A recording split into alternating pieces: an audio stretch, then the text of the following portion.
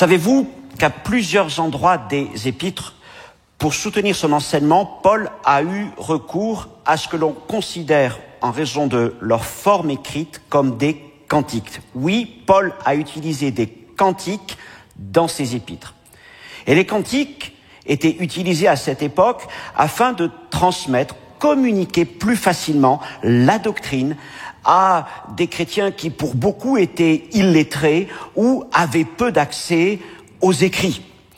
Et nous trouvons un de ces cantiques dans le second chapitre de l'épître aux Philippiens, versets 5 à verset 11, Philippiens chapitre 2, versets 5 à 11. Ce cantique est pour moi l'un des plus majestueux. Il est appelé le cantique de la kénose, ou encore cantique du dépouillement, selon le mot que nous trouvons au verset 7, Philippiens 2, 7, le cantique de la kénose, du dépouillement, de l'humiliation de Jésus-Christ. Alors c'est ce que nous allons voir ce soir dans cette nouvelle étude, dans notre série de messages dans les épîtres de l'apôtre Paul. Un chapitre, un message, et maintenant Philippiens chapitre 2, et le titre de cet enseignement c'est « Christ est mon modèle, Christ notre modèle ». Alors bonjour à tous, merci de nous retrouver encore pour ce temps dans les Écritures, ce temps pour nous laisser encore instruire, enseigner par la parole du Seigneur.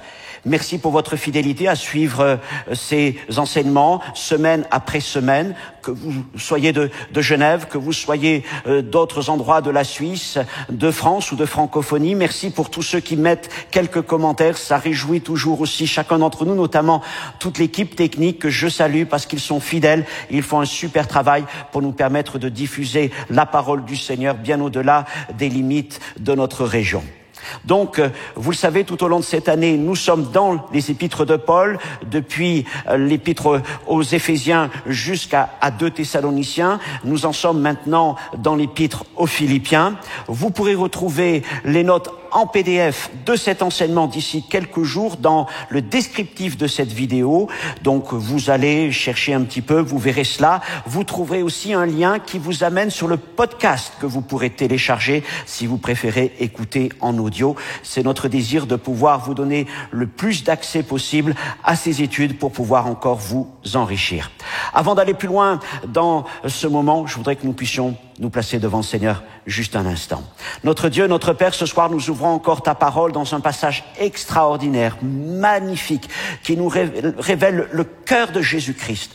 Et je te prie, Seigneur, de me donner d'en être le messager, Seigneur, selon l'inspiration de ton esprit, selon, Seigneur mon Dieu, cette lumière qui est ta parole. Je prie que ce message puisse encourager, puisse encore nous parler de l'amour de Christ.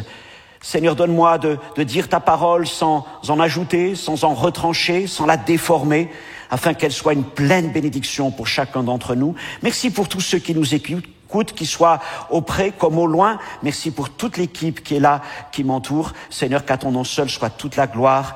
Merci, merci mon Père. Amen. Christ est mon modèle. Alors le propos de Paul dans cet épître aux Philippiens, nous l'avons vu dans le premier chapitre, est de rappeler comment et quelle que soit la situation, Christ doit être tout et en tout dans nos vies. Et je rappelle que Paul écrit cette lettre depuis une prison que l'on pense être à Rome. Donc au sein de sa captivité, Paul nous enseigne que Christ est encore avec lui. Et c'est là, bien sûr, un message d'encouragement qu'il adressait aux chrétiens de Philippe, mais qui vient encore jusqu'à nous. Alors, cette lettre aux Philippiens n'est ni un exposé de doctrine, ni une lettre corrective, elle est surtout une lettre pastorale. Il y est question là d'un christianisme en application. Et Paul, notamment, va livrer son cœur, son expérience, son vécu, pour montrer comment lui-même vit ce qu'il enseigne. Alors, je vous rappelle un peu le plan de notre étude qui est lié aux 4 chapitres de cet épître aux Philippiens. Et chacun de ces chapitres correspond à un aspect de la vie chrétienne. Dans le premier chapitre, nous avons parlé de Christ est notre vie. Aujourd'hui, Christ est notre modèle. Chapitre 3, Christ est notre but. Chapitre 4, Christ est notre joie et notre force. Donc ce soir, nous parlons de Christ, notre modèle. Un modèle marqué par l'humilité et le service des autres. Et certainement, voilà les deux mots que nous devons retenir de ce chapitre, si nous devrions retenir deux, humilité et service. Alors le chapitre 2 est un prolongement du dernier paragraphe du chapitre 1er, paragraphe dans lequel Paul interpelle les chrétiens de Philippe quant à ce que doit être leur conduite dans ce monde. Je vous renvoie au verset 27, seulement conduisez-vous d'une manière digne de l'évangile de Christ. Il commence par expliquer que si les Philippiens doivent être fermes dans un même esprit, luttant ensemble pour la foi de l'évangile face à leurs adversaires, ils doivent avant tout, et c'est ce qu'il développe maintenant dans le chapitre 2, ils doivent avant tout demeurer d'un même esprit avec le même amour désintéressé et la même affection les uns pour les autres que Christ a manifesté pour l'humanité. L'idée qui domine revient par deux fois dans tout ce chapitre, je viens de le mentionner, c'est l'humilité. Et nous trouvons cela notamment au verset 3 et au verset 8. L'humilité de ne pas être centré, accaparé par notre propre personne, par notre propre intérêt ou par nos désirs.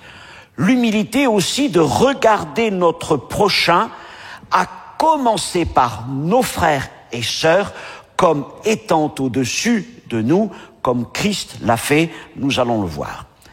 Et dans ce chapitre revient plusieurs fois cette idée clé de considérer les intérêts des autres, avant même nos intérêts. Sans ignorer nos intérêts, nous devons faire attention, prendre en compte les intérêts des autres, et c'est là un témoignage de la vie chrétienne.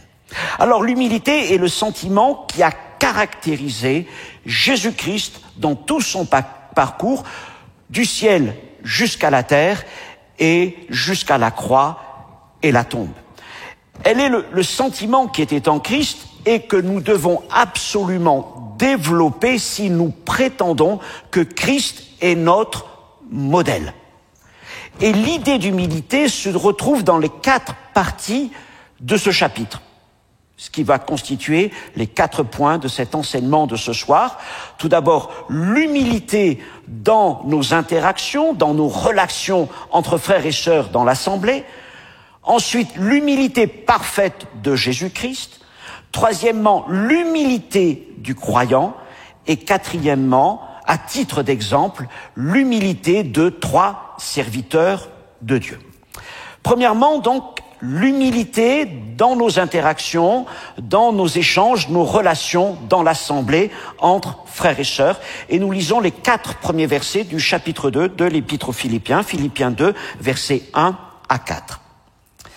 Si donc il y a quelque consolation en Christ, s'il y a quelque soulagement dans la charité, s'il y a quelque union d'esprit, s'il y a quelque compassion, quelque miséricorde, rendez ma joie parfaite, ayant un même sentiment, un même amour, une même âme, une même pensée.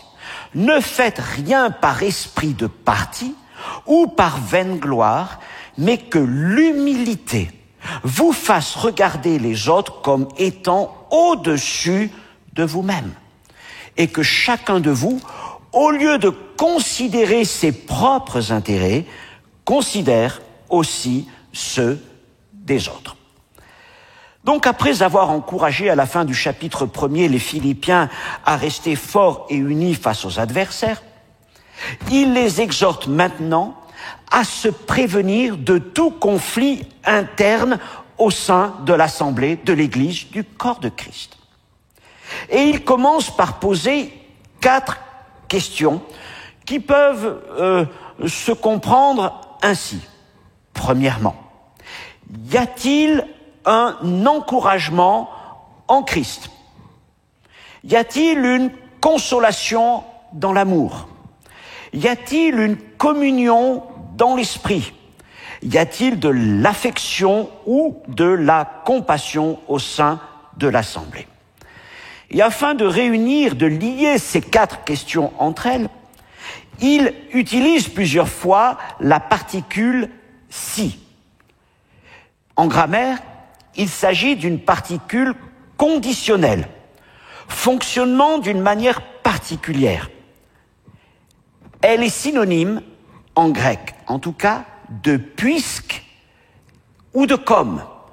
Puisque ou comme. Ce qui veut dire qu'on peut lire ce premier verset de cette manière. Comme il y a quelque consolation en Christ, comme il y a quelque soulagement dans la charité, ou puisqu'il y a quelque soulagement dans la charité. C'est comme ça aussi que le grec peut se traduire. Et nous comprenons donc que ce n'est pas une hypothèse, ce n'est pas un si hypothétique, mais c'est une condition. Puisqu'il y a, comme il y a de l'amour, alors quelque chose doit se manifester, quelque chose doit être mis en évidence et doit en découler. Car en effet, à chacune de ces 4 questions, encouragement, consolation, communion, compassion, eh bien, nous répondons à chaque fois, évidemment oui. Oui, il y a de l'encouragement en Christ, il y a de la consolation en Christ, il y a une communion dans l'esprit, il y a de l'affection et de la compassion dans la présence du Seigneur. Bien sûr, toutes ces choses, Christ nous les donne. Et maintenant, il nous appartient de les vivre. Donc, Paul commence par poser 4 questions qui sont des conditions auxquelles il va répondre par un commandement en 4 points. 4 questions qui amènent un commandement en 4 points, et nous le trouvons au verset 2 où il est écrit, eh bien, en raison en quelque sorte de tout cela, de ces 4 choses, ayez un même sentiment, le même amour, une même âme, une même pensée.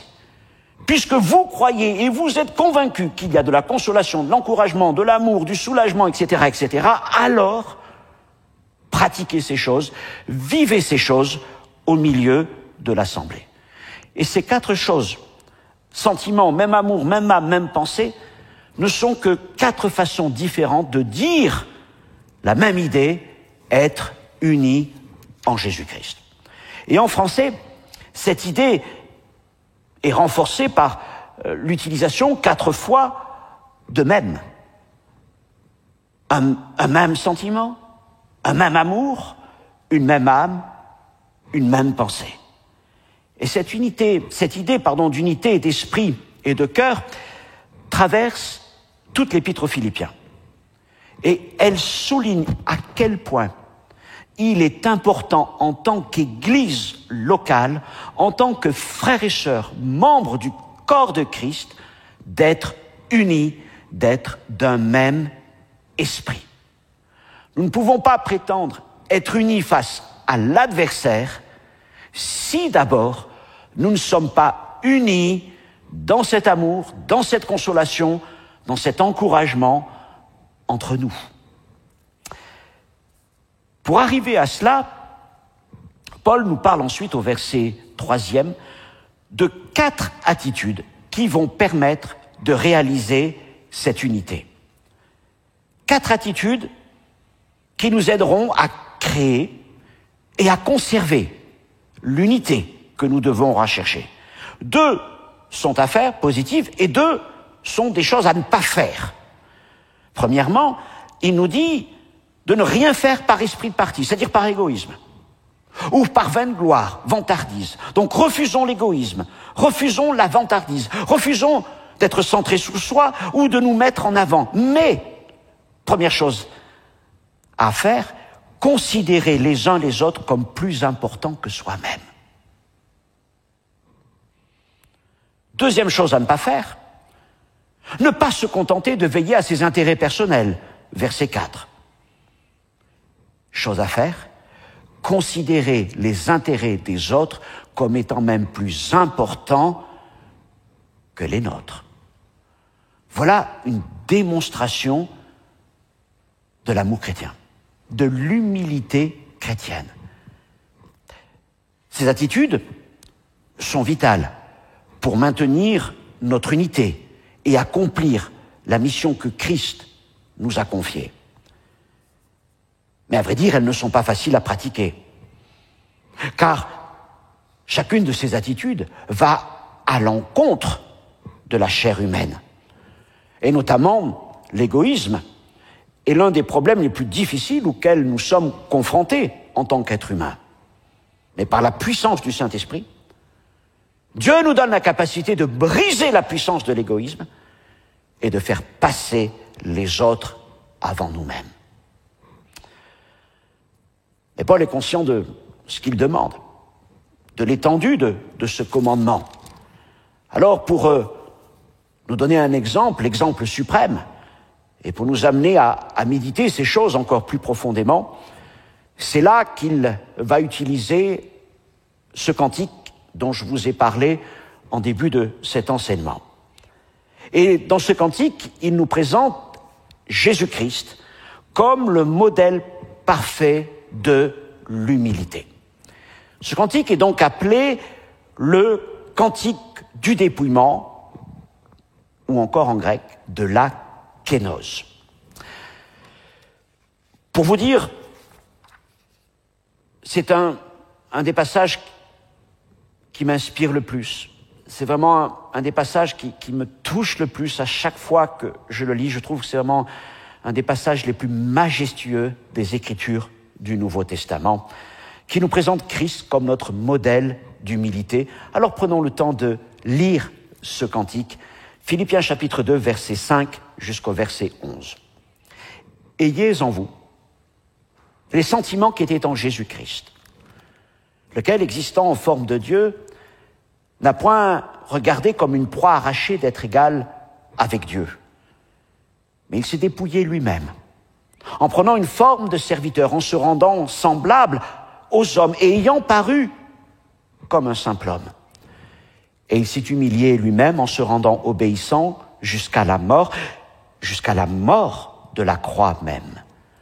Et c'est pourquoi aussi Dieu l'a souverainement élevé et lui a donné le nom qui est au-dessus de tout nom, afin qu'au nom de Jésus, tout genou fléchisse dans les cieux, sur la terre et sous la terre, et que toute langue confesse que Jésus-Christ est Seigneur, à la gloire de Dieu notre Père. » Quel magnifique passage, n'est-ce pas? Qui nous parle de cet amour extraordinaire et de l'humilité de Jésus-Christ. Jésus est notre modèle suprême. Alors, c'est lui que nous devons suivre, mais bien plus. C'est lui que nous devons imiter. Que nous servirait-il de dire « je suis Jésus » si nous n'en faisons qu'à notre tête? Mais si nous suivons Jésus, c'est aussi avec l'impératif de l'imiter dans toutes nos pensées, dans toutes nos paroles, dans toutes nos actions. Et si nous voulons nous conformer aux paroles que nous venons de lire des versets 1er jusqu'au verset 4, eh bien nous devons développer, cultiver le même état d'esprit ou la même attitude que Christ, celle d'une vie d'humilité et de service pour les autres selon son modèle.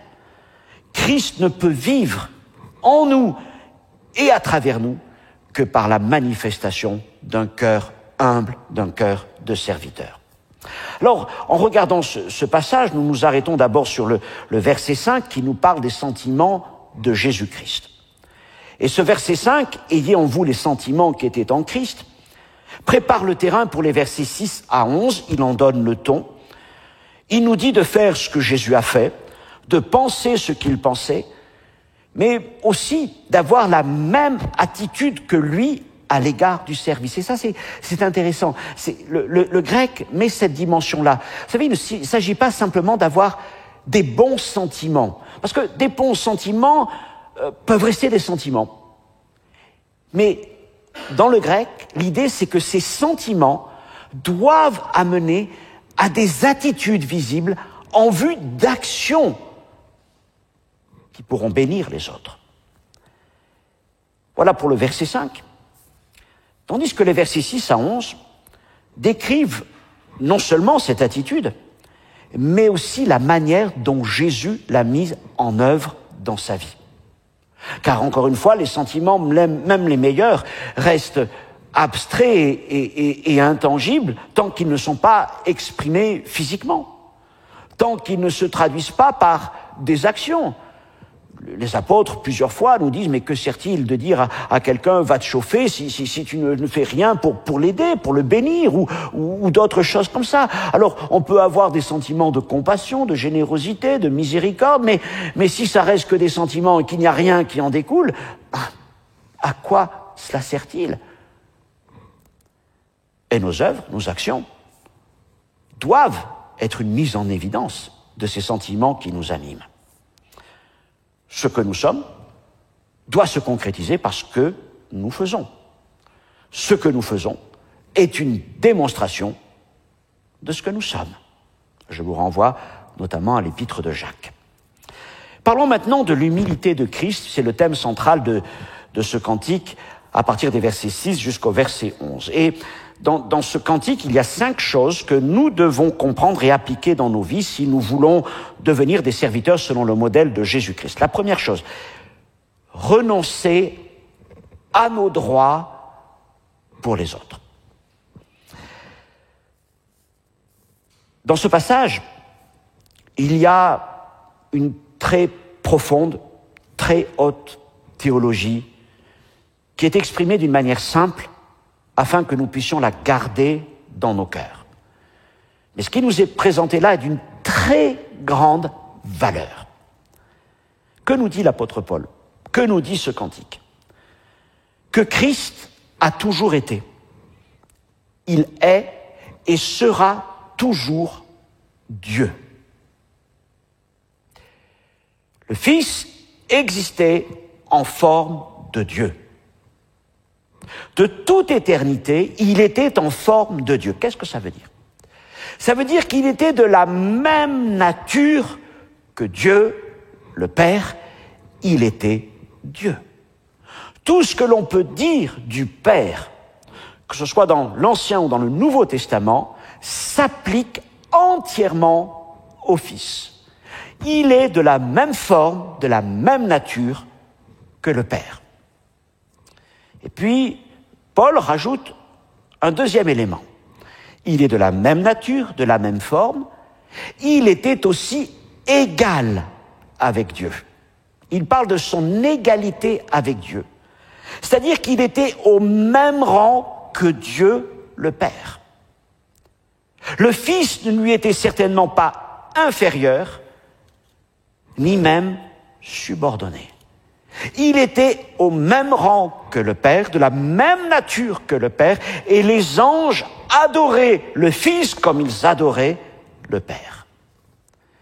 Puis le temps venu, en vue de l'accomplissement du plan du salut, du plan rédempteur, le Fils éternel a pris une nouvelle forme. Voyez, le mot forme, nous le trouvons au verset 6, forme de Dieu, puis nous le trouvons au verset 7, forme de serviteur. Il est donc passé d'une forme de Dieu à une forme de serviteur et il a paru comme un simple homme.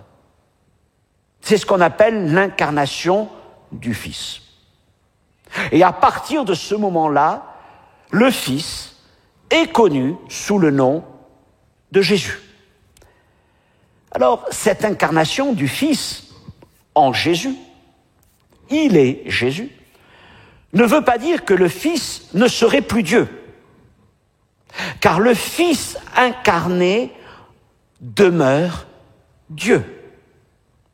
Jésus est Dieu. C'est un mystère. C'est un mystère que, depuis très longtemps, les théologiens, les pères de l'Église ont appelé le mystère de l'union hypostatique, l'union des natures. Une expression théologique faisant référence à la double nature de Christ. Christ a deux natures. Dieu le Fils, qui a donc une nature divine, a pris aussi une nature humaine, tout en restant à la fois vrai Dieu et vrai homme. C'est la formule. Il est vrai Dieu et vrai homme. Ce qui veut dire que Jésus-Christ possède deux natures en une seule personne. Écoutez-moi bien, pour toujours. C'est un point à retenir. Car lorsque Christ a accompli son œuvre et qu'il est remonté au Père, il n'a pas laissé derrière lui ou abandonné sa nature humaine, mais en remontant auprès du Père, il est resté pleinement homme et pleinement Dieu. Et il restera ainsi pour toute l'éternité à venir. Et ces deux natures, pleinement homme, pleinement divine, restent distinctes sans se mélanger. Il n'y a pas de confusion des natures. Néanmoins, ces deux natures, et c'est là le mystère de cette union hypostatique, composent ensemble une seule personne. Jésus n'est pas deux personnes, il est une seule personne avec deux natures. Jésus a vécu comme un être humain à 100%, et il a vécu comme Dieu à 100%, ce qu'il continue de faire d'ailleurs aujourd'hui. Mais dans sa chair, sur cette terre, il a combattu les mêmes tentations, les mêmes luttes que nous. Il a aussi connu les mêmes limitations et les mêmes souffrances du corps. Il a été fatigué, il a eu faim, il a eu soif, etc. Mais pour ce qui s'agit particulièrement de la séduction, des tentations, il les a surmontées. Ce que l'homme, à commencer par Adam, n'a pas pu faire, le nouvel Adam, Jésus-Christ, l'a fait. Il a surmonté la tentation, démontrant aussi sa nature divine tout en étant dans la chair. Or, Jésus vivant en nous, par son esprit, Jésus, 100% homme, 100% Dieu, vit en nous par son esprit, en chacun de ses disciples, de ceux qui ont cru en lui. Ce qui veut dire que nous aussi, bien que vivant dans la chair, avec toutes ses limitations, eh bien, par Jésus qui vit en nous, nous pouvons à notre tour surmonter les désirs charnels, surmonter les séductions, les tentations de vivre comme le reste du monde, et le désir de vivre pour soi plutôt que pour les autres. Le même esprit qui était en Christ vit en nous. Et comme le dit l'apôtre Pierre, Dieu nous a rendus participants de sa nature. Alors pour Christ, passer de la forme divine à la forme de serviteur, à la forme humaine, passer d'une égalité avec Dieu à une position de serviteur, d'esclave, a été évidemment un amoindrissement considérable. Ayant exigé de lui, verset 7, un dépouillement, une humilité, verset 8, une obéissance, verset 8 encore. Et Paul écrit qu'il n'a pas regardé comme une proie arrachée d'être égal avec Dieu, son égalité avec Dieu. Ce qui veut dire que le Fils ne s'est pas accroché à ses droits en tant que Dieu. Il ne s'est pas soucié de lui-même. Il ne s'est pas complu en lui-même, mais son intérêt s'est porté pour les autres. Et pour les autres, qui sont ces autres? Les hommes, évidemment. Pour les hommes, il a renoncé à ses droits. Il a renoncé à ses droits. Il a renoncé à sa forme divine. Il a renoncé à son égalité avec Dieu pour vous et moi.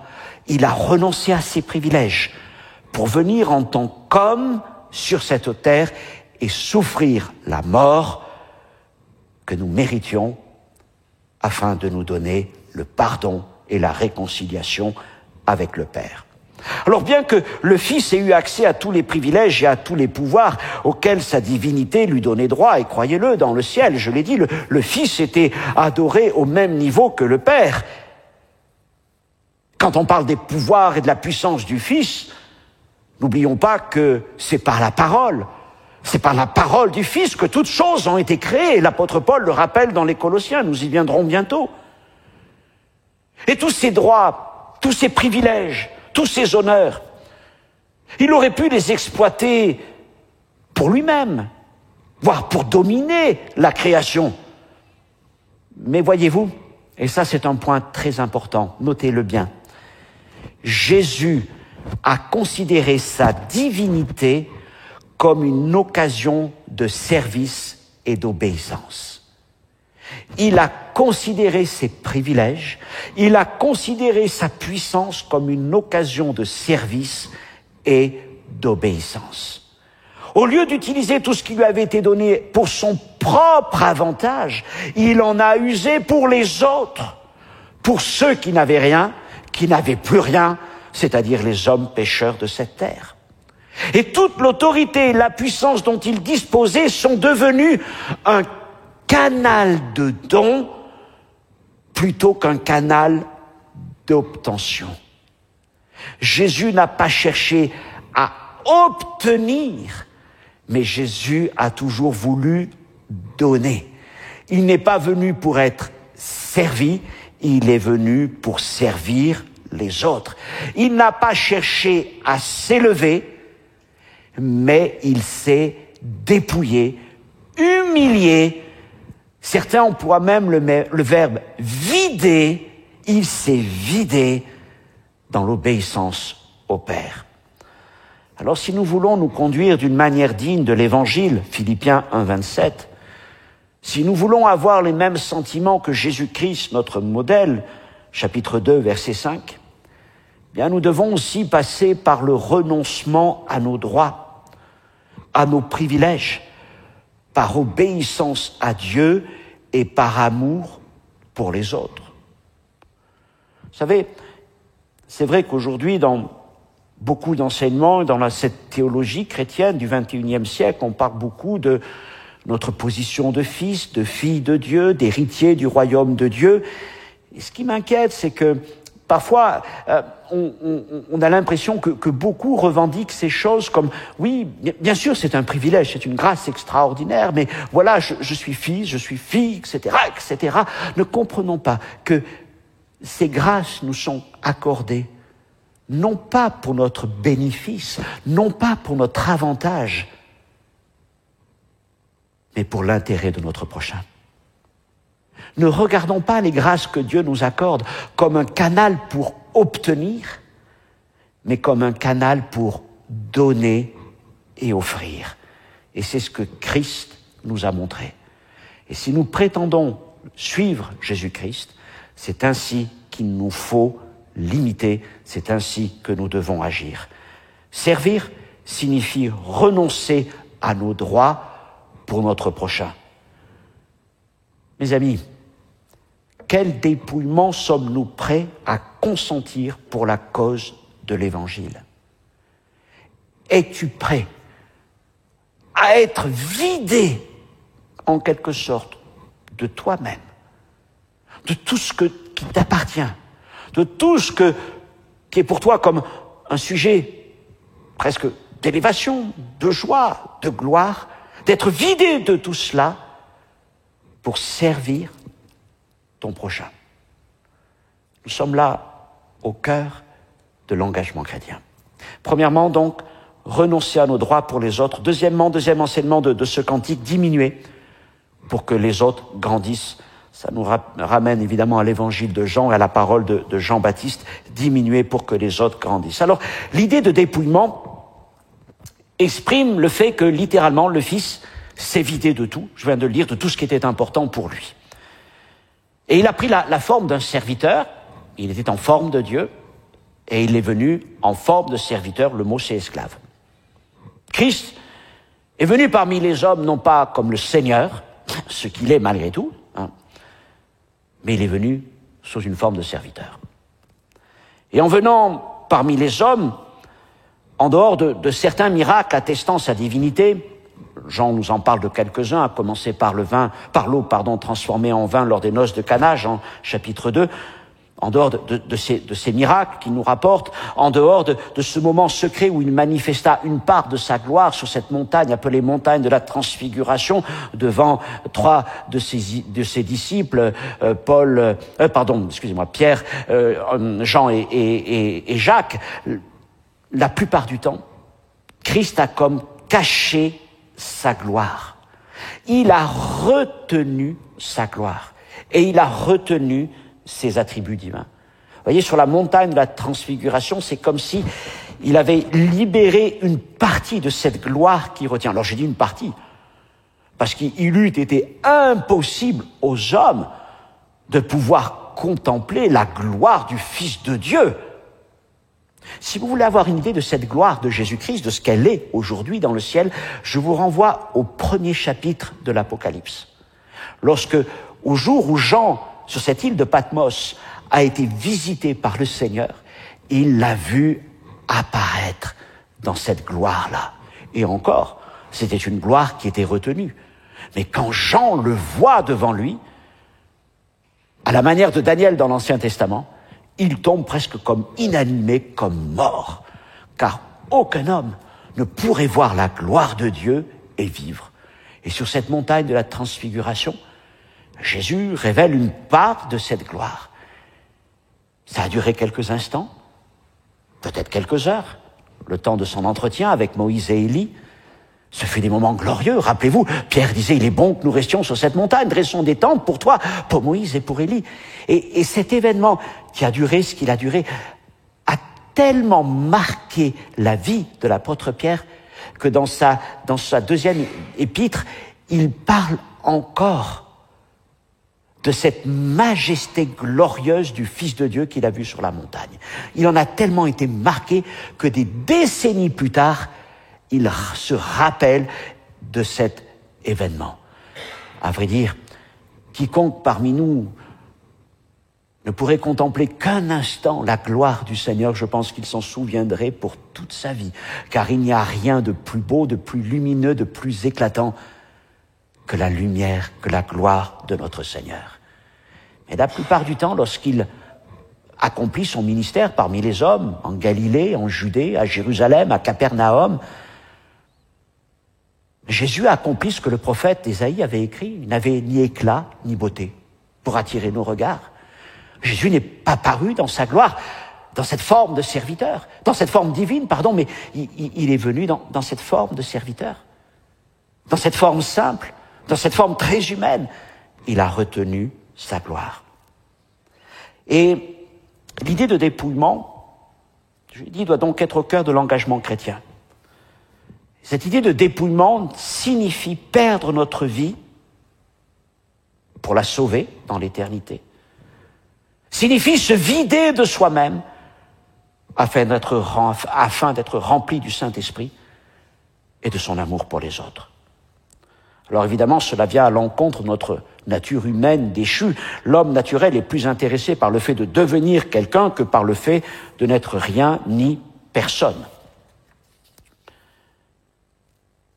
Troisièmement, être obéissant quel que soit le prix, verset 8. Si le dépouillement de Christ a à voir avec le changement de forme qu'il a consenti en s'incarnant, ça c'est le dépouillement, changement de forme, son humilité, je devrais presque dire son humiliation, a à voir avec son changement de position. D'égal à Dieu, il s'est donc fait serviteur de tous, jusqu'à donner sa vie pour les hommes à la croix. Autrement dit, le Fils a laissé un trône pour une croix.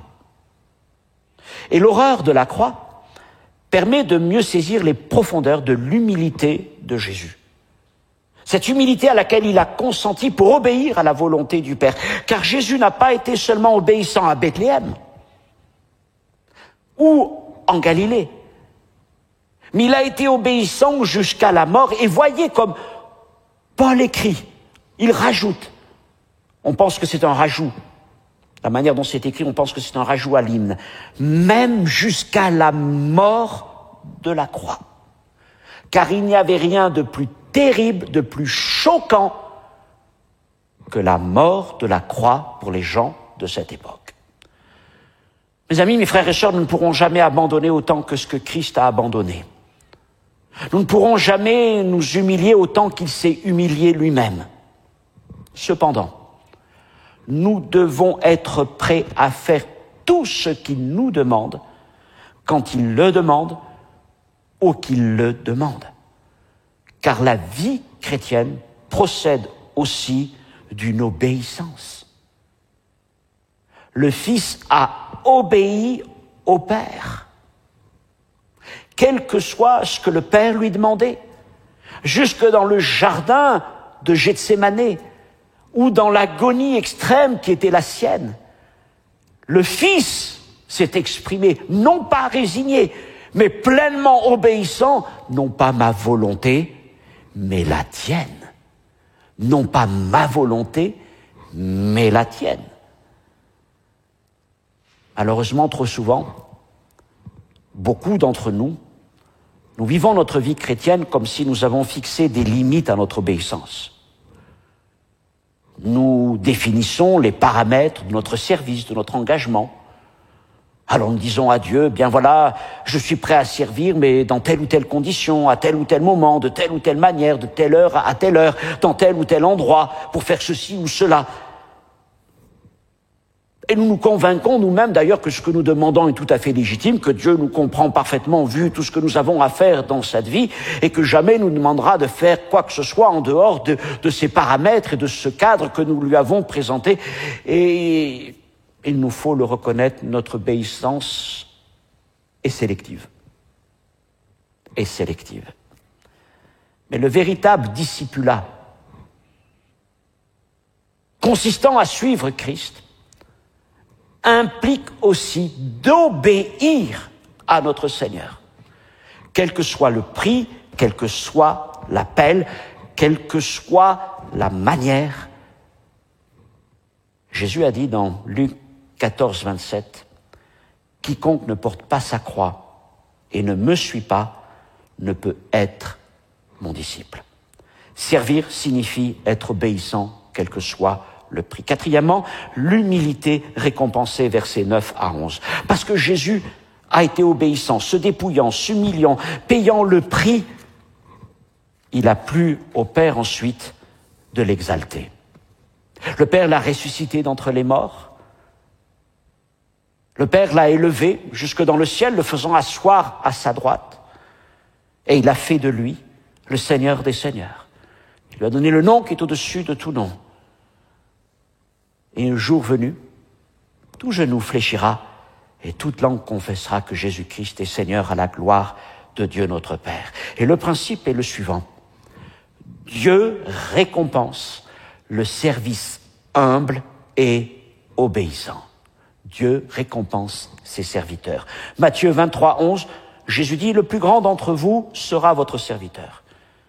Celui qui s'élèvera sera abaissé, tandis que celui qui s'abaissera sera élevé. » Mais je dirais, ne cherchez pas à être élevé par les hommes.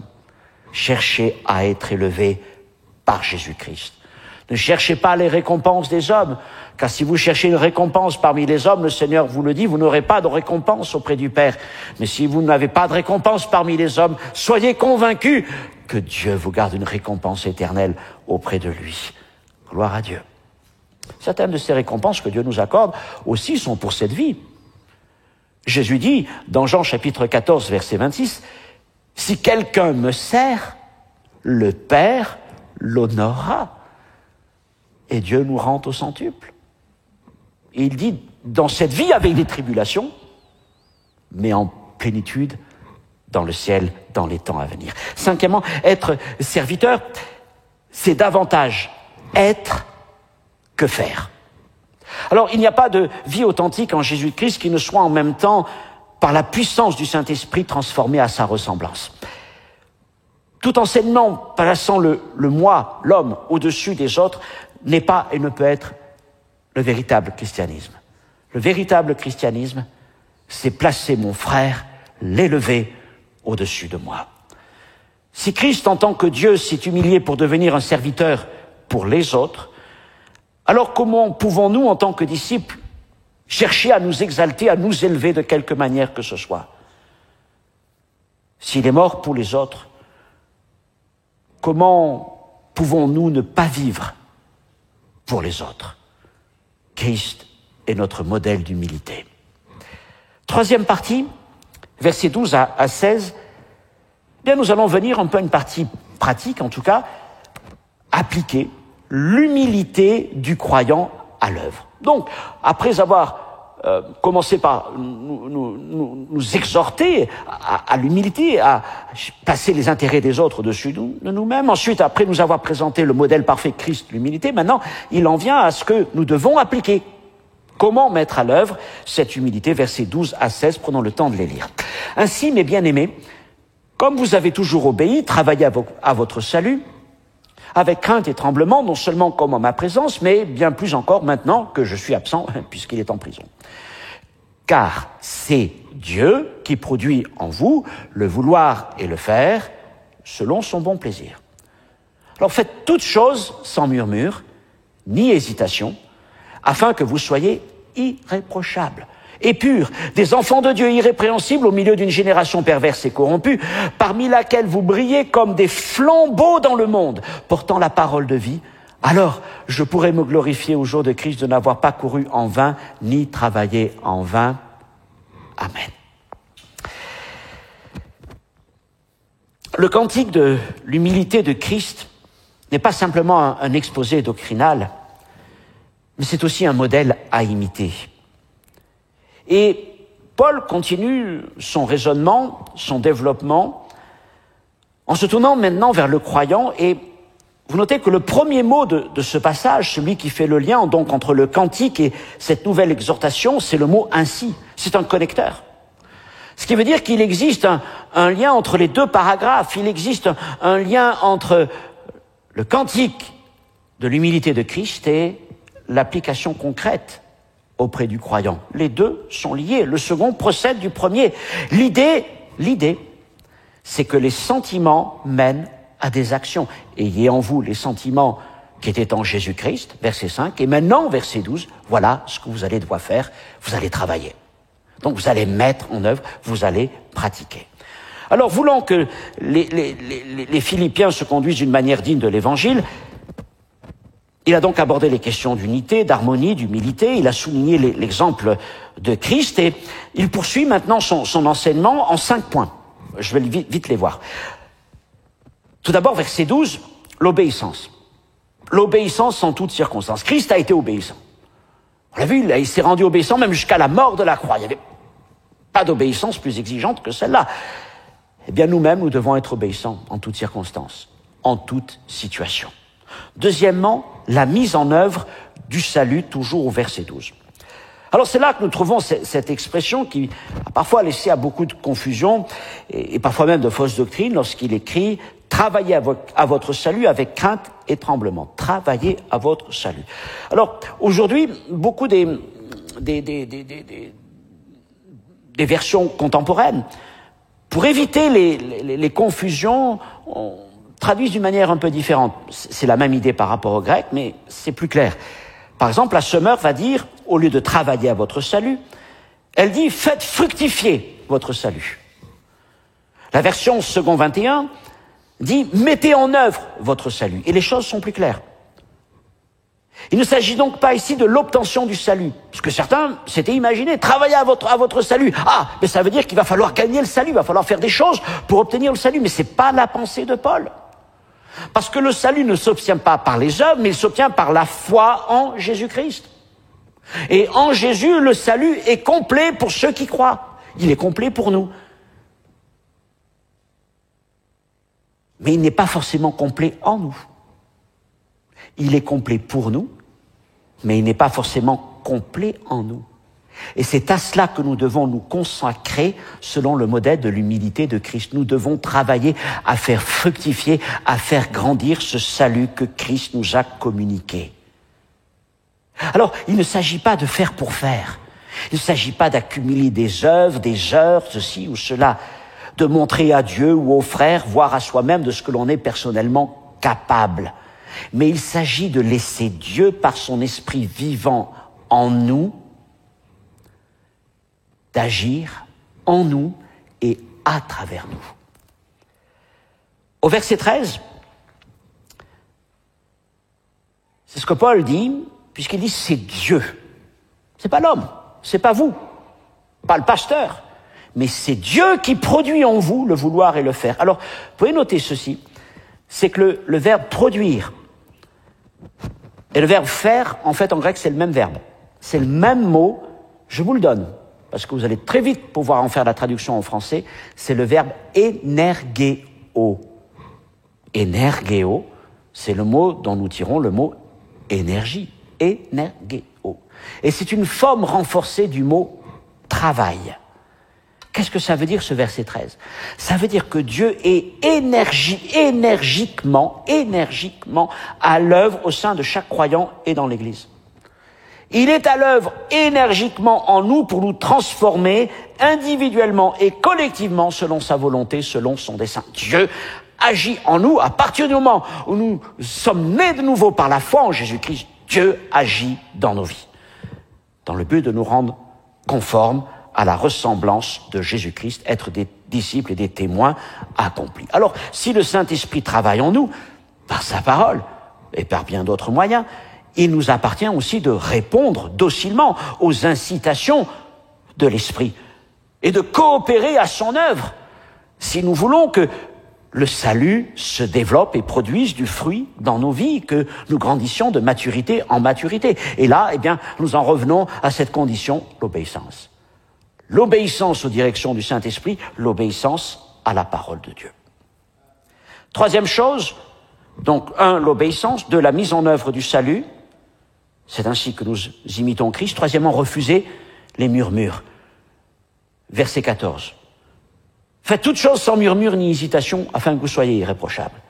Refusez les murmures qui sont autant de marqueurs de désobéissance et nous appliquer à vivre avec crainte et tremblement, c'est-à-dire avec un sens de révérence à l'égard de Dieu.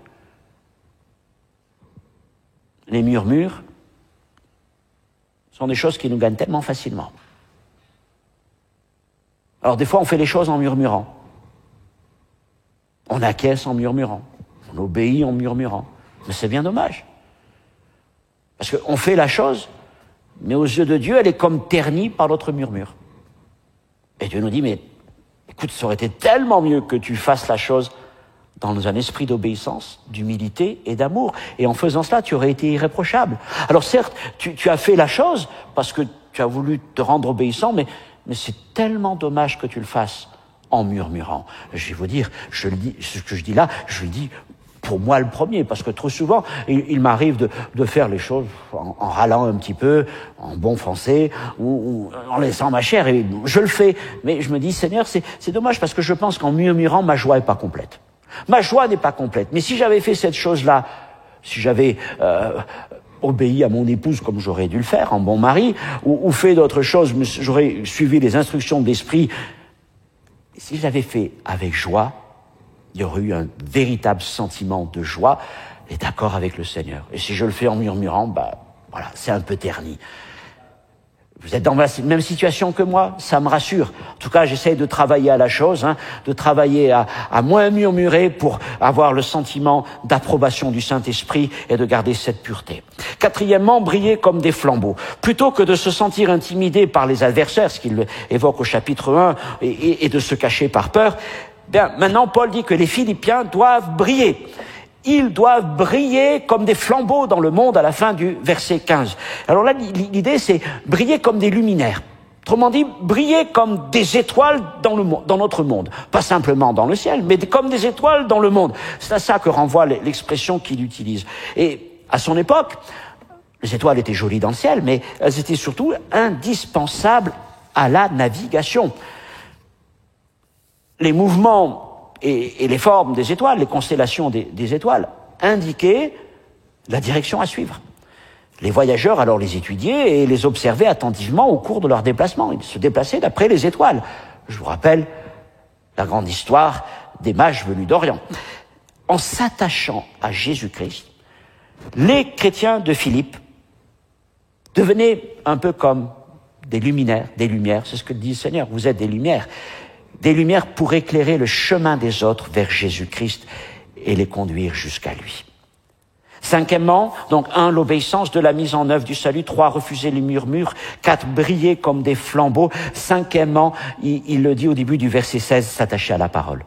S'attacher aux Écritures, s'attacher à la parole de Dieu. Voilà comment nous mettons et nous mettrons en pratique ces choses, comment Christ va devenir de plus en plus notre modèle, comment non seulement nous allons nourrir nos sentiments et aligner nos sentiments sur ceux de Christ, mais comment nous allons traduire aussi ces sentiments qui sont en nous pour plaire à notre Seigneur, à travers ces 5 choses que je viens de voir. Alors je finis rapidement maintenant par la dernière partie, l'humilité de 3 serviteurs. Je ne vais pas lire tout le passage qui est un peu long, vous pourrez le faire par vous-même, puisqu'il couvre la moitié de ce chapitre, des versets 16 jusqu'au verset 30. C'est 3 exemples, l'humilité de 3 serviteurs de Dieu. Paul va citer 3 cas en commençant par le sien, par évoquer son propre témoignage, puis celui de 2 autres hommes de Dieu, Timothée et Épaphrodite, pour leur montrer ce qu'est une vie d'humilité, ce qu'est une vie de quelqu'un qui suit Jésus-Christ comme son modèle. Premièrement, donc, Paul. Et pour Paul, je parlerai d'une vie offerte. Versets 17 et 18, vous pourrez les lire. Paul, une vie offerte. Pour exprimer ses dispositions de cœur, je rappelle qu'il est en prison, et l'issue peut être la mort. Paul utilise une image puissante. Il se compare à une libation. Une libation, c'est quoi?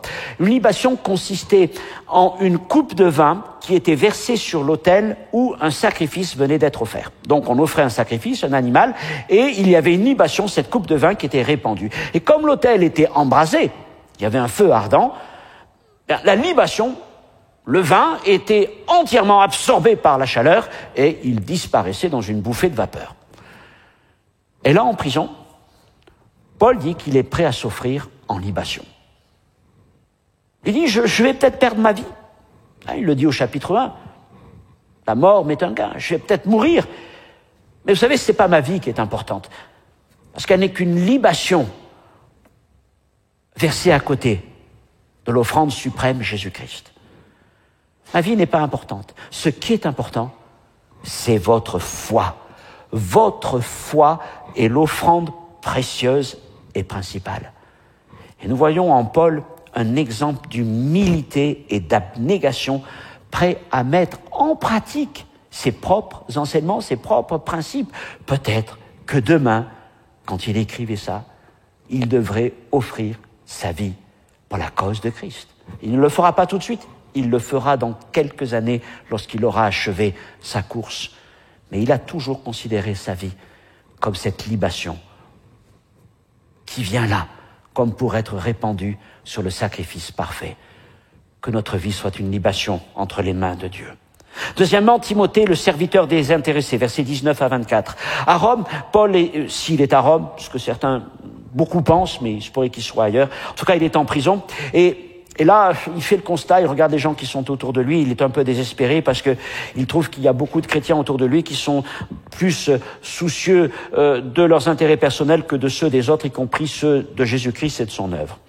Mais heureusement, il y a Timothée. Et Timothée est différent, et il dit de lui qu'il ne poursuit pas d'objectifs personnels.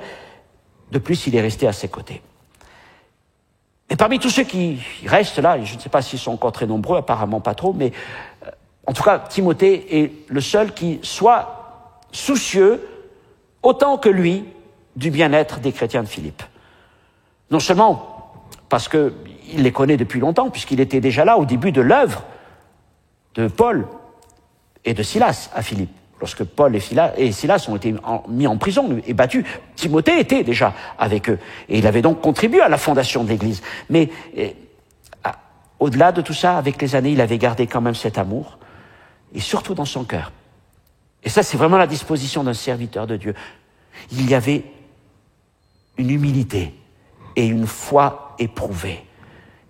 Il y avait une disposition de cœur, mais aussi un désir de se rendre utile, de servir.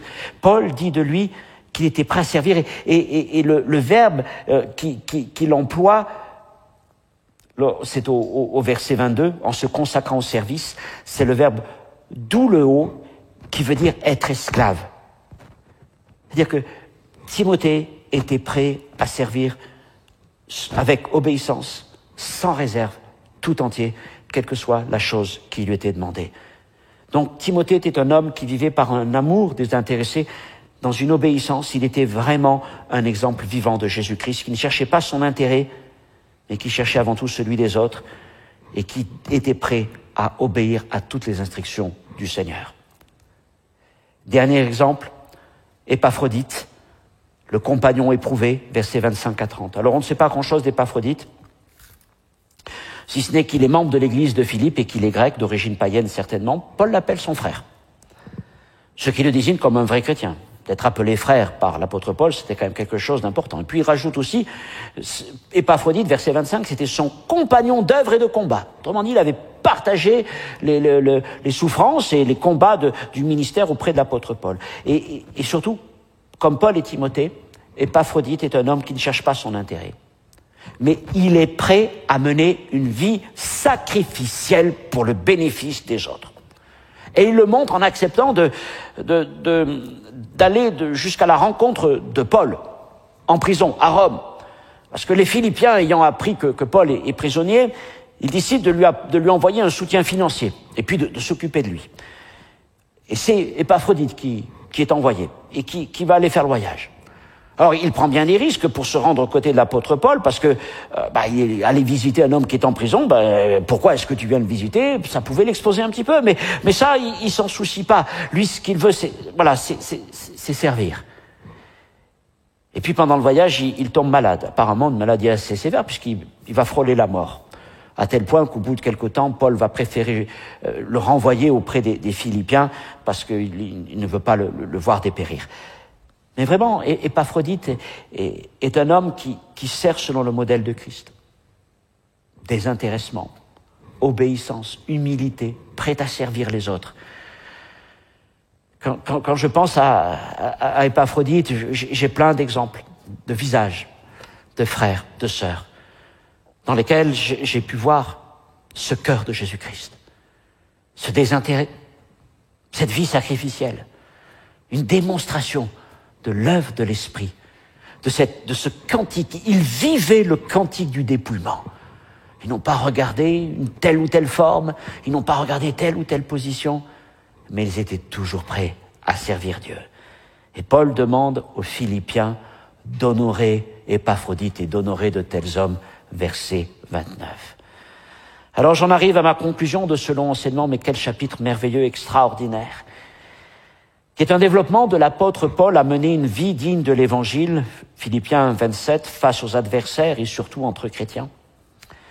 Et tout le chapitre se construit autour de Jésus-Christ, notre modèle parfait d'humilité, d'obéissance, d'abnégation.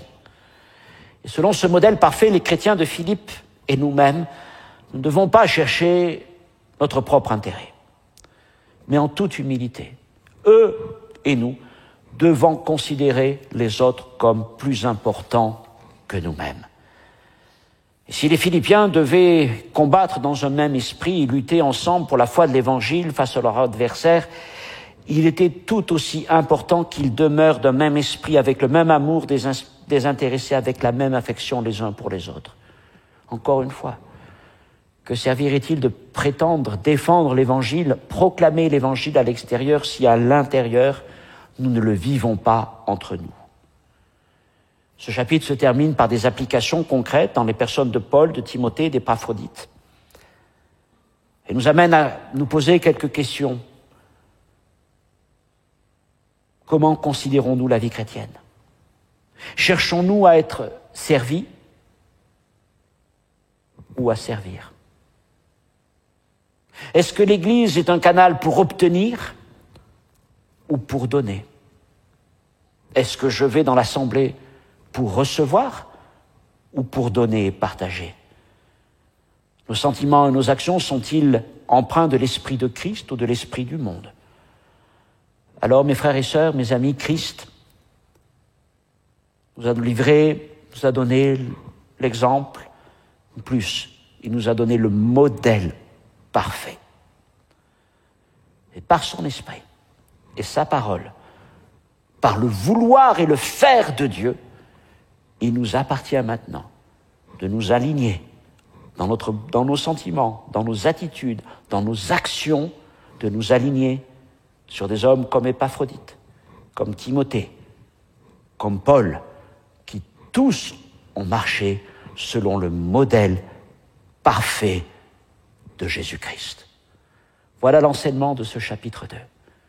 Je vous encourage à prendre le temps de lire, de relire ce chapitre et toute l'épître aux Philippiens, peut-être en reprenant les notes de ce message, afin d'intégrer par vous-même, en demandant au Saint-Esprit de vous conduire dans cette lecture, pour vous montrer comment Dieu veut encore agir dans votre vie et à travers votre vie, afin que Christ soit pleinement formé en vous.